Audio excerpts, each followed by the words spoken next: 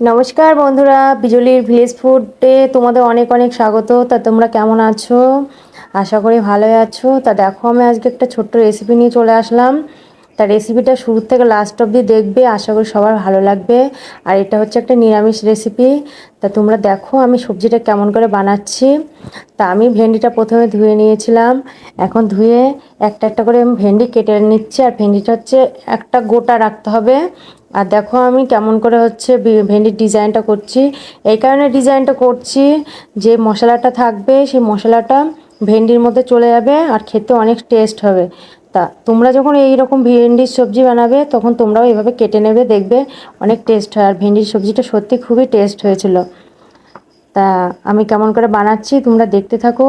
আমার দেখো ভেন্ডি প্রায় কাটা কমপ্লিট হয়ে গেল। আর এই ভেন্ডিটার মধ্যে যাবে হচ্ছে আলু আর গোটা গোটা করে কেটে রেখেছি টমেটো। তো আমার ভেন্ডি কাটা কমপ্লিট হয়েই গেল। এখন দেখতে পাচ্ছ আমি কি কি নিয়েছি। আর ভেন্ডির মধ্যে যে মশলাটা যাবে সেটা হচ্ছে জিরে, একটু আদা পেস্ট করে নিতে হবে, আর সরষে, কালো সরষে, সাদা সরষে, আর একটু কাঁচা লঙ্কা। তা দেখো আমি কেমন করে কি করছি। আমি মশলাটা রেডি করছি, দেখতে থাকো। আমি এখন জিরেটা ভালো করে শিলনোড়াতে পেস্ট করে নিচ্ছি। তোমরা মিক্সিতেও করলে করে নিতে পারো। তা সব থেকে বেস্ট হয় শিলনোড়ার মশলা, সব থেকে ভালো লাগে খেতে, মানে সবজির মধ্যে বানালে খেতে ভালো লাগে। তা দেখো আমি আদা আর জিরেটা এখন ভালো করে পেস্ট করে নিচ্ছি।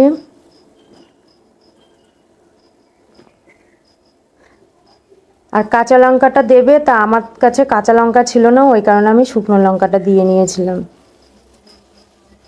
তা দেখো আমার আদা আর জিরেটা পেস্ট করা হয়ে গেছে। এখন আমি এর মধ্যে সরষেটা পেস্ট করে নেব।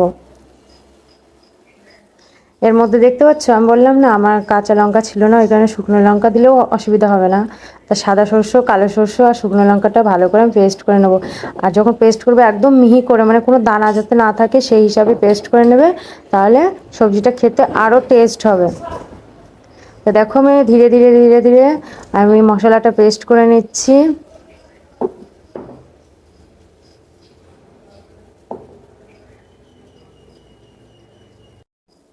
তা আমার প্রায় বাটা কমপ্লিট হয়ে গেল।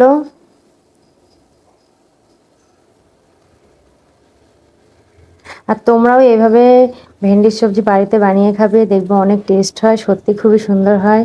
তা আমিও বানিয়েছি, আমাদেরও খুব ভালো লেগেছে। তা তোমরাও এইভাবে বানিয়ে খাওয়ার চেষ্টা করবে, দেখবে খুবই সুন্দর, খুবই সুন্দর।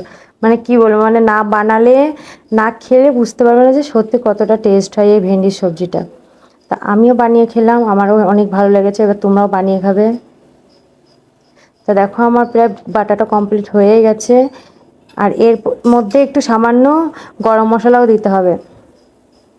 গরম মশলাটা দিলে কি হবে, বেশ সেন্টটা সুন্দর হবে আর খেতেও বেশ ভালো লাগবে। তা আমি এর মধ্যে একটু গরম মশলাও বেটে নেবো। তা আমার এই সরষেটা বাটা কমপ্লিট হয়ে গেছে। এরপরে এখন আমি গরম মশলাটা বেটে নেবো এরপরে। তা দেখো সরষে বাটা কমপ্লিট, এবার আমি তুলে নেবো, বাটির মধ্যে তুলে নেবো। তা বন্ধুরা, আমার এই রান্নার রেসিপিগুলো তোমাদের কেমন লাগে অবশ্যই আমাকে কমেন্ট করে বলবে। আর যদি ভালো লাগে সেটাও বলবে, খারাপ লাগলে সেটাও বলবে। তা আমার এই রান্নাগুলো যদি তোমাদের ভালো লাগে তাহলে আমার এই চ্যানেলটাকে একটু সাবস্ক্রাইব করে দেবে। আর তোমরা আমাকে অনেক ভালোবাসা দেবে, দেখবে আমিও তোমাদের অনেক ভালো ভালো রান্না করে দেখাবো। তা দেখতে থাকো আমি রান্নাটা কেমন করে কি করি না করি, আশা করি তোমাদের বেশ ভালোই লাগবে। তা আমার দেখো সর্ষেটা কমপ্লিট হয়ে গেল বাটা।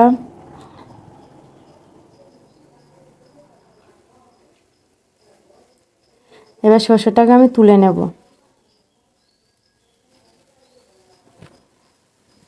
বলো তো কি, মিক্সিতে মানে মশলা করলে না অতটা খেতে স্বাদ লাগে না, ওই কারণে হাতে মশলা করবে, সে রান্নাটা অনেক টেস্ট হবে। তা আমি ওই কারণে সবসময় আমি হাতে মশলা করার চেষ্টা করি। তা রান্নাগুলো মোটামুটি খারাপ হয় না, বেশ ভালোই হয়। আর তোমরাও যতটা পারবে হাতে মশলা করে খাবে, দেখবে অনেকটা সুন্দর হয় খেতে। আর মানে মশলাগুলো খুব সুন্দর মানে ভাজা হয়ে যায়, আর তরকারির মানে টেস্টটাও অনেক সুন্দর আসে। তা দেখো আমি গরম মশলাটাও বেটে নিলাম, কারণ আমি গরম মশলাটাও আমি হচ্ছে বেটেই রান্না করি। যে কোনো রান্না করলে আমি গরম মশলাটা বেটেই নিই, আমি গুঁড়ো মশলা একটু কম ব্যবহার করি। তা দেখো কড়াইটা গরম হয়ে গেছে, আমি এবার কড়াইয়ের মধ্যে তেলটা দিয়ে দেবো। তেলটা দিয়ে বলো তো কি ভেন্ডিটা একটু সুন্দর করে ভেজে নিতে হবে। আর যখন ভেন্ডিটা ভাজবে তখন একদম ধিমি আঁচে ভাজবে, কেননা বেশি জোর দিয়ে মানে গ্যাস চালিয়ে ভাজলে ভেন্ডিটা পুড়ে যাবে, আর তখন খেতে ভালো লাগবে না, দেখতেও ভালো লাগবে না। ওই কারণে ধিমি আঁচে সুন্দর করে ভেন্ডিটা ধীরে ধীরে নাড়াচাড়া করবে আর ভেজে নেবে। ভালো করে ভাজা হয়ে যাবে, তারপর তুলে নিতে হবে। আর এটা ভাজবো শুধু তেলের মধ্যে, না হলুদ দেবো না, লবণও দেবো না, সামান্য তেলের মধ্যেই ভেজে নিতে হবে। ভালো করে নাড়াচাড়া করে নিতে হবে আর উলট পালট করে নিতে হবে, না হলে বলো তো কি পুড়ে যাবে, আর পুড়ে গেলে তো খেতে ভালোও লাগে না। ওই কারণে আমি ভালো করে ধীরে ধীরে ধীরে ধীরে আমি ভেজে নিচ্ছি। আর এই ভেন্ডিটা ভাজার পরে আমি আলুটা কেটে রেখেছিলাম, আলুটাও ভেজে নিতে হবে। তা দেখো ভেন্ডিটা ভাজা হয়ে গেছে, এবার ভেন্ডিটা আমি তুলে নেব।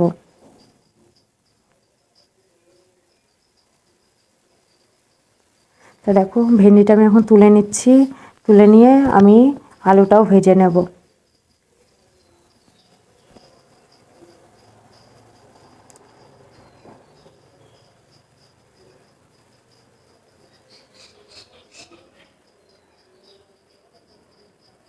এবার এই তেলের মধ্যে আরেকটু তেল দিয়ে দেবো, দিয়ে এবার আলুটাকে ভালো করে লাল লাল করে ভেজে নিতে হবে, কেননা ভেন্ডিটা তো গলে যাবে তাড়াতাড়ি, কিন্তু আলুটা তো গলতে চাইবে না।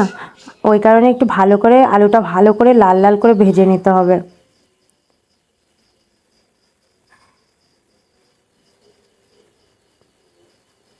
তো দেখো আলুটা আমি ভাজতে বসিয়ে দিয়েছি। এই দেখো আলুটা আমার লাল লাল করে ভাজা হয়ে গেছে। এবার আমি দেখে নেবো যে একটু গলেছে কি গলেনি, তারপরে আমি আলুটা তুলে নেব। তোমরা আলু দিলেও মানে খেতে পারো আলু দিয়ে, আবার যারা আলু পছন্দ করে না শুধু ভেন্ডি রান্না করবে দেখবে তাও অনেকটা টেস্ট হয়। আলু দিলে একটু বেশি ভালো লাগে, কিন্তু অনেকে তো আলু খেতে পছন্দ করো না।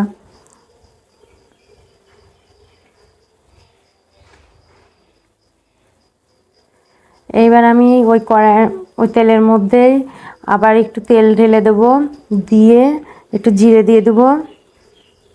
কালি জিরে দিলেও হয়, কিন্তু আমি কালি জিরে দিইনি, আমি সাদা জিরে দিয়েছি। এবার সাদা জিরে দেওয়ার পরে আমি দুটো শুকনো লঙ্কা দেবো। এর মধ্যে তেজপাতাও দিতে হয়, তো তেজপাতা আমার কাছে ছিল না, তা তেজপাতা তোমরা দিলেও হবে না দিলেও হবে, কোনো ব্যাপার না। কিন্তু শুকনো লঙ্কাটা অবশ্যই দেবে। শুকনো লঙ্কাটায় কি হয় মানে সবজির সেন্টটা অনেক সুন্দর মানে আসে। তা দেখো এখন আমি শুকনো লঙ্কা দেওয়ার পরে যে মশলাটা করে রেখেছিলাম, আদা আর জিরের যে পেস্টটা করেছিলাম, সেই পেস্টটা এখন তেলের মধ্যে দিয়ে ভালো করে ভেজে নিতে হবে, নাড়াচাড়া করতে হবে আর ভালো সুন্দর করে ভেজে নিতে হবে।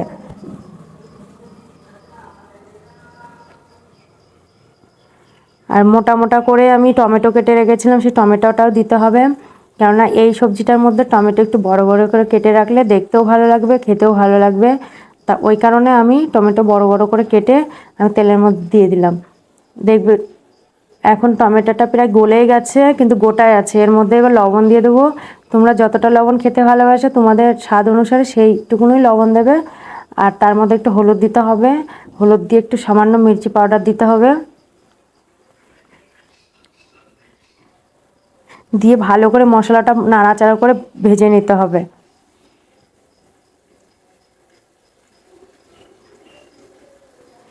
তো দেখো আমি ভালো করে নাড়াচাড়া করে ভেজে নিচ্ছি। যতক্ষণ না পর্যন্ত তেল ছাড়বে ততক্ষণ মনে করবে যে সবজিটার মশলা মানে রেডি হয়নি। যখন দেখবে যে হ্যাঁ তেল ছেড়ে দিয়েছে তখন বুঝতে পারবে যে হ্যাঁ মশলাটা আমাদের রেডি হয়ে গেছে। তা দেখো আমি ভালো করে নাড়াচাড়া করে নিচ্ছি, না হলে কড়াইতে ধরে যাওয়ার সম্ভাবনা থাকে। সুন্দর করে নাড়াচাড়াও করতে হবে আর তেল ছাড়া অবধি দেখতে হবে। তা দেখো তেলটা ছেড়ে দিয়েছে, মশলাটা তেল ছেড়ে দিয়েছে, এখন মশলাটা প্রায় ভাজা হয়ে গেছে। এরপরে আমি দিয়ে দেব যে সরষেটা বেটে রেখেছিলাম, সেই সরষে পেস্টটা আমি দিয়ে দেব। আর দেখো একটু চিনিও দিয়ে দিচ্ছি। চিনিটা দিলে কি হয় মানে সবজির কালারটা খুবই সুন্দর আসে, তখন দেখতেও ভালো লাগে। তা তোমরা যখনই সবজি বানাবে তখনই চিনি দেবে, দেখবে খুব সুন্দর একটা কালার আসে। আমিও প্রত্যেকটা সবজির মধ্যে হালকা একটু চিনি দিয়ে দিই, সবজির কালারটা খুবই সুন্দর আসে। আর এখন আমি ওই পেস্ট করা সরষেটা দিয়ে দেব, দিয়ে ভালো করে নাড়াচাড়া করব। আর সরষেটা দেওয়ার পরে দেখবে মশলার কালারটাই অন্যরকম হয়ে গেছে আর দেখতে আরও সুন্দর লাগছে।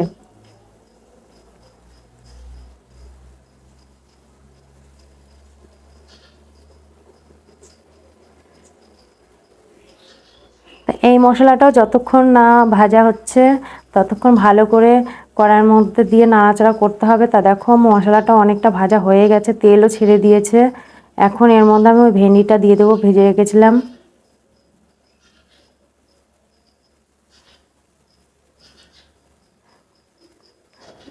এখন ভেজে রাখা আলু আর ভেন্ডিটা দিয়ে ভালো করে নাড়াচাড়া করতে হবে।